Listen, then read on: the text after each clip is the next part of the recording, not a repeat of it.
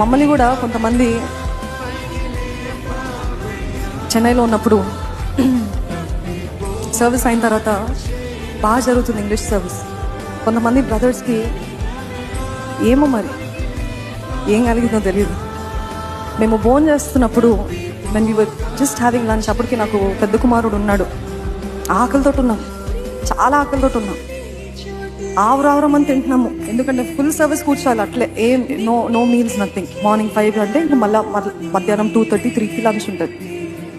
తింటున్నాను, నా కొడుకు పెడుతున్నాను, ఆయన తింటున్నారు.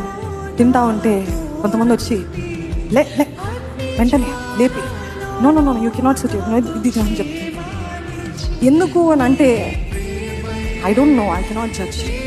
బట్ వెంటనే సేవకులు ఎప్పుడు చూసినా అట్లా చేసినప్పుడు తింటున్నాము ఉంచు, లేకపోతే తింటున్నాము ఏంటి కంగారు, ఏం చెప్పలే.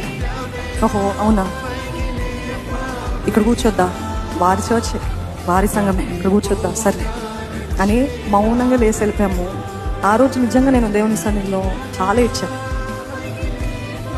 నీ సేవకే కదా ప్రభా, నీ పరిచర్యకే కదా ప్రభా, వాట్ ఈస్ దిస్? ఆయన కూడా మాట్లాడలేదు, నేను మాట్లాడలేను, ఆయన కూడా ఏమనట్లేదు. ఏంటి అని అంటే ఇప్పుడు అర్థం కాలేదండి.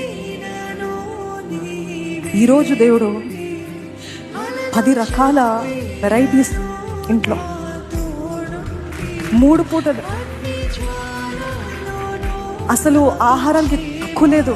మన సంఘస్థులు మేము పంపిస్తాం అని పంపిస్తున్నప్పుడు కూడా మేము వద్దు అని అంటున్నాం. నేను ఒకటే అంటాను, అసూయ పడేవారి మధ్యలో ఉన్నట్లయితే don't try to fight it by your self. There is a God who will honour you at the right time. Amen. దేవుడు హెచ్చిస్తాడండి. దేవుడు హెచ్చిస్తే ఎవరు ఆపగలుగుతారు? ఇప్పుడు వాళ్ళే ప్లీజ్ మా ఇంటికి రారా, no offence, no unforgiveness, just wait and watch. There is a God who will raise you up. Amen.